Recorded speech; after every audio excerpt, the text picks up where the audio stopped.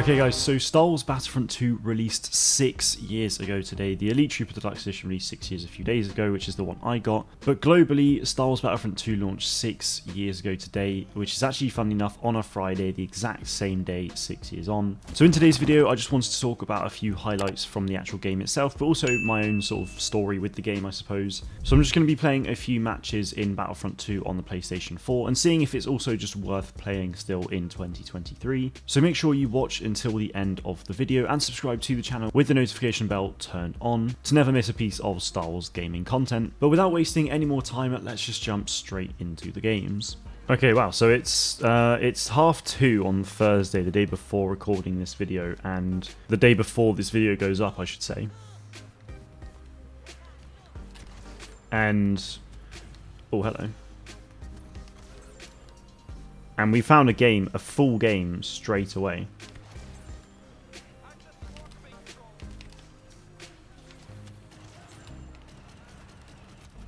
And we are off on one to begin. Hello. Damn it, that was a good little streak there. 5, I'll take that. So yeah, Instant Plus. The game is full. I found it literally within 10 seconds. So I guess the first thing to really sort of talk about is obviously it's been about then 6 years since the whole pride and accomplishment quote from on Reddit from the previous Battlefront 2 community manager. So that was obviously a pretty bad time for the game. It launched, the campaign obviously was promised as an Imperial story, but obviously turned out to be sort of like a third or even a quarter Imperial. And then the rest was sort of rebellion and whatnot, which was disappointing because I really wanted it to be fully Imperial, but you know, it is what it is. I enjoyed the campaign for what it was. It's just it annoyed me because it was promised as an Imperial story, which it just kind of wasn't really. Like, the Imperial parts of it was so fun, and I really want to see more of that, but I guess we probably won't for a while.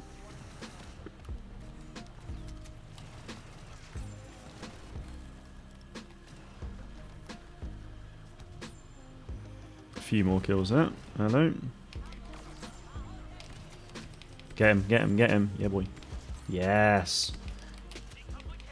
Yes! 10. Look at that. What a streak. So yeah, the campaign was a bit disappointing, albeit fun. The pride and accomplishment side of things with the loot boxes was obviously just terrible. And that obviously meant that the progression system got completely reworked. So obviously a month after the game released, that's when we got the Last Jedi DLC, which was really fun because obviously it was 2 new heroes, a brand new map. Like, it was a big update, and it was a strong update to start things with the game. So I was really happy with that, and I really enjoyed the way that we had to sort of pick a side and we'd get rewards sort of based off of that. I really wish they did more of that. Then obviously, as a result of the whole launch fiasco, it kind of meant that, well, we just didn't get content for a very long time, or so it felt. We got a tiny bit in January, so a month later, but it was just items, TIE Fighters, a hero ship, which obviously didn't appeal to the mass audience, really. February, I don't remember too much. I think that's when we got the jump pack game. I can't actually remember what they called that now. But we got that as like a limited time mode, which was fun. And maybe Administrator's Palace is a map as well for the sort of smaller game modes. But regardless, after a strong start in December, like the first few months following that was pretty dire, honestly. I was getting pretty bored of the game pretty quick, unfortunately. But it was also around then that actually I started the channel properly, because pre-launch I created the channel with my brother.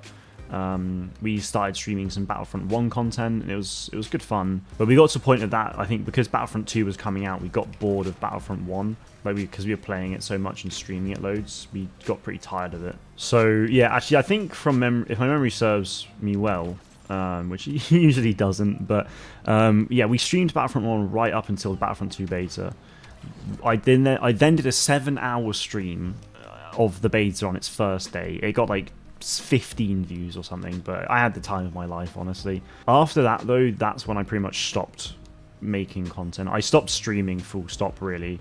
I think on launch day I did a 40-minute stream, and again, that was it, really. I just stopped doing stuff on YouTube, which I do regret doing because, you know, I could have capitalized on that a bit. But yeah, Christmas came about and the new year and whatnot, and it was sort of then that I was like, no, I really do want to get back into this, you know. So yeah, it was a very quiet period for the game, but it was a busy time for me because I started to get back into streaming. I wasn't making videos right away, but streaming certainly was a thing, and it was only later in that year, I can't quite remember when fully, but I started to then get into making a couple videos a week, and pretty much just haven't looked back since. I don't think I've ever really missed an upload day in about 5 years now. I've missed the odd one, but yeah, been pretty consistent, which is nice. Oh, headshots for days. Oh, no. Oh, that's rough. So yeah, that was good fun. And then the next, we got the progression system for this game in March of 2018, it would have been. So that was a big, that was a big change. And after that, we then officially sort of got Season 2 content for the game, which was obviously related to Solo, because the film was just releasing in like May of 2018. So that was another really exciting time. We got some exciting content regarding the film.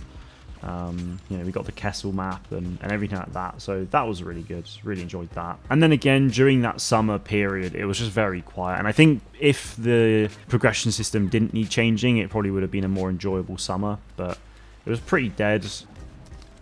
But thankfully, after that time, that's when things really started to... So actually, yeah, it was sort of the summer, and even leading into the winter, it was pretty dead period for the game, honestly. Like, it was still fun to play and make content on, but it was just really... It felt quite quiet, honestly. It was sort of then, we had EA Play... I think it was still EA Play at the time, but EA Play 2018, that's when Dennis came on stage and announced General Grievous, Obi-Wan, Dooku and Anakin, like 4 new heroes coming to the game in pretty short, period of time.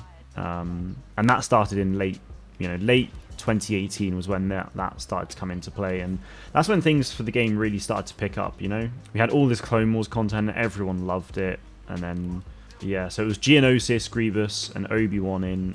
There's no one on there. Lovely. So that's when that happened for the game, which was just an amazing time. And then early into 2019, that's when obviously we got like Dooku, Anakin, the Supremacy game mode and everything. That was like obviously a big time. It was a bit disappointing that, there was no Galactic Conquest or it wasn't like proper Space to Ground, but still I really enjoyed Supremacy for what it was at the time. I grinded the hell out of it. But Galactic Assault, as I've always had as a favorite, to be honest, favorite mode of mine. So yeah, 2019 was full of content. At the start of it, obviously we got loads of the Clone Wars stuff, which I just mentioned. Towards the summer it got a bit quieter, as it naturally just does with games anyway. And then after that, obviously, we traded. Love that. So yeah, things got a bit quieter in the summer, but then obviously it picked up again in September, I want to say, because that's when we got because that's when we got the Droideka, which a year prior was the whole Crash Speeder stuff. That was fine. I'll never know like how that happened, but I'm kind of assuming it was just they put it there on purpose as a bit of a tease, and then like went to cover it up, and it was just quite clever, really. But that was funny. So we then got the Droideka, the Clone Commando, and Felucia as a map for Supremacy, and Heroes as villains. That was really fun as well. So we kind of got towards the end of. We got towards the end of the summer, and that's where, and pretty much that was the end of the Clone Wars content, actually, because going into, oh god, I'm getting hammered here. Yes, look at that, what a kill. So yeah, it then got obviously towards the end of 2019, which was when the Rise of Skywalker came out. So we got loads of sequel trilogy content. Co-op released in September as well with Felucia. That was big. I think it was that September time as well, but yeah, that was a really big time for the game. Really, really fun. So yeah, co-op came. December 2019, we got a bunch of Rise of Skywalker stuff, and that's where the rumors of the game ending kind of started to happen, because they took away the crystals, and that was really sad. Loads of skins came out, but for free, you couldn't buy them or anything like that. It was a bit of a shame, really, because I always enjoyed the grind, but yeah, that was a whole thing. Loads of people, including myself, like, nah, that's not gonna happen. But I think there were kind of the odd hints and like sadnesses and people leaving the studio at DICE and whatnot, and it was just not the best times, but it was really fun. There was great content. And then in January we got this little fella, BB-8, and BB-9E, his evil counterpart, so we then had 2 months just chock full of sequel trilogy content, which I really enjoyed. And then, you know, a couple months later, we then had a bunch of original trilogy content with co-op coming to the original trilogy maps, Scarif, you know, new weapons, the Ewok Hunter as a reinforcement and stuff like that. So, and the ISB agent. That was also a really fun time for the game. But then obviously when Scarif launched, the community update, it was like, oh, this is the end for the game. And it was like, what? Like, it was really just it was so sudden and obviously just very disappointing. And that was, you know, 3.5 years ago now, which is pretty nuts to think about. Right, time for some heroes versus villains this time. Again, found this game pretty easily, which was nice. But as I was saying, like, the game ended so abruptly to everyone, well, I imagine most people were surprised. It wouldn't surprise me if some of the bigger creators already kind of knew about it, but obviously couldn't say anything about it. So it really sucked because it was sort of a time where, like, the game was literally peaking. You know, the player numbers from, I think it was sort of late 2019 to early 2020 doubled. Like, the game did stupidly well. And even actually, I think last week or 2 weeks ago, or even just for the month of October, Battlefront 2 was like the 8th most downloaded game on the PlayStation Store or something like that in Europe. It's just ridiculous. Like, Battlefront 2 is still so popular even now. I've pushed 2 people down. Let's go.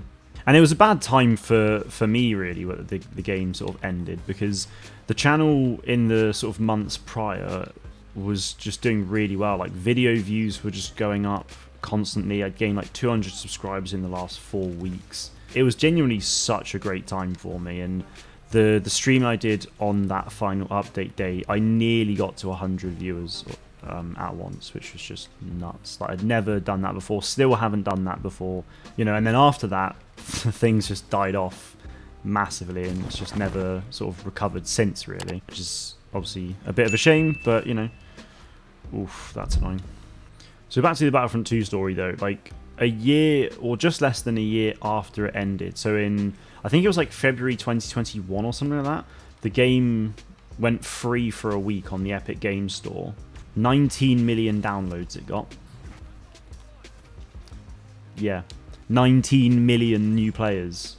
It was just mental. Like, if that doesn't show EA what a mistake leaving Battlefront 2 was, then I don't really know what is, to be honest. Like, the game ended, literally content support stopped 3.5 years ago for this game, and I'm still finding games as quick as I was before. Like, I don't know what the player count is for this game, but I can imagine it's still pretty damn high. Like, there's still such a demand for this game, for Battlefront 2 content. Like, it's just ridiculous, you know? It really is. Like, I understand DICE wanting to move, or EA wanting DICE to focus on Battlefield and whatnot. I do get that, but my god, it was such a dumb decision. Because the thing is, as well, is like, if you look at all the Star Wars things we've had since Battlefront 2 ended, we had so many more TV shows. You know, The Mandalorian Season 1 had already aired, but we've now had 3 seasons of that. Andor had a season, Ahsoka, The Book of Boba Fett. Like, we've had so much new content that could have come into this game. We've had, you know, there was still loads of content that was already out there that wasn't in this game. Look at Star Wars Rebels. Like, there was pretty much nothing from Rebels in this game. Tons of stuff from Clone Wars wasn't in it. You know, had the game continued, our next big pieces of content was Mustafar as a map, along with Ahsoka and Ventress as heroes. It's still baffling to this day. I'm still kind of angry and upset about it, to be quite honest. I mean, maybe you can tell, I don't know. But yeah, it sucks. That's just the general sort of gist of the story of Battlefront 2, though, you know. It came out to a terrible launch. I mean, a very successful launch numbers-wise, but obviously it wasn't very good publicly. But, you know, people kept playing the game despite that, because it ultimately provides, you know, it's still the only game that provides a, you know, large-scale Star Wars experience, of, you know, a multiplayer experience of this scale, you know. I mean, single-player games are fantastic. Like, Jedi Survivor and Jedi Fallen Order are amazing games. Like, absolutely love them. But the problem with single-player games is there's a lot of hype before launch. They come out, you play them for about 2 weeks and you complete them, and then you pretty much don't play them again for months or even years. But with multiplayer, it's like you're playing them, you know, that's Anakin. With multiplayer games, you're literally playing them every single day most, some people, or you're playing them a couple times a week or whatever. It's multiplayer games have so much power, and with the amount of, Star Wars was peaking, but then gaming just kind of died, which was a real shame. And obviously we've now been waiting on something like Star Wars Hunters for a very long time, and that recently got delayed till next year, so that's immensely disappointing. We have nothing. We just don't really have anything to look forward to at the moment as Star Wars gamers. That's what it feels like. We've got Outlaws coming out, which looks incredible again, but that's a single-player game, which will be a bit of a one and done after a few weeks of playing, most likely. So I'm excited. I'm really excited, but there needs to be a Battlefront game. I guarantee you now, if DICE or EA were like, oh yeah, we're doing Battlefront 3, that would be huge. They'd sell if the game was a premium release, people had to spend 60 quid to get it. Millions would do so. Millions would. If it was free to play, it would do even better. If the Epic Games Store alone can get 19 million new players to Battlefront 2 in a week, imagine what a free to play game could do.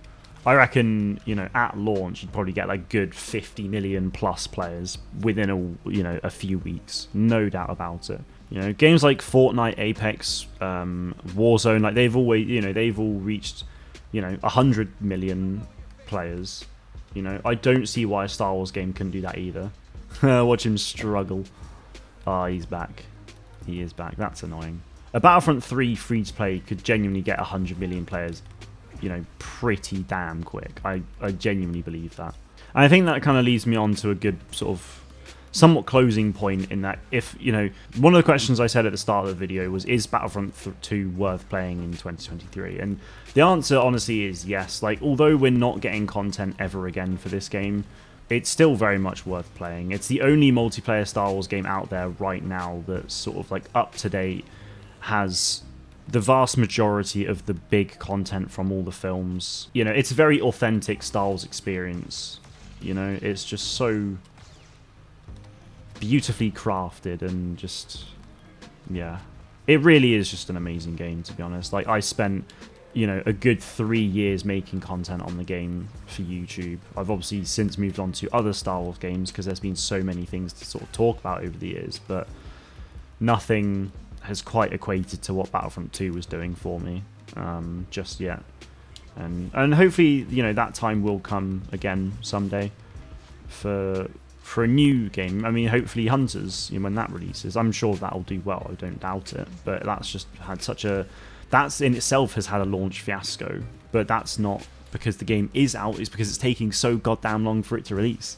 But yeah, I mean, personally, I think Battlefront 2 is very much worth playing. I mean, I've had a blast. I've just played 2 games here. And I've honestly really enjoyed myself. I'd love to get back into it more consistently, and if you're playing on PC, so this is on PS4, but if you're playing on PC, you can also download mods. The Battlefront Plus mod gets updated with new heroes and characters and skins and everything you can think of, probably a few times a year, so there is stuff to look forward to on that side of things, but obviously you need a PC for all of that, honestly. But yeah.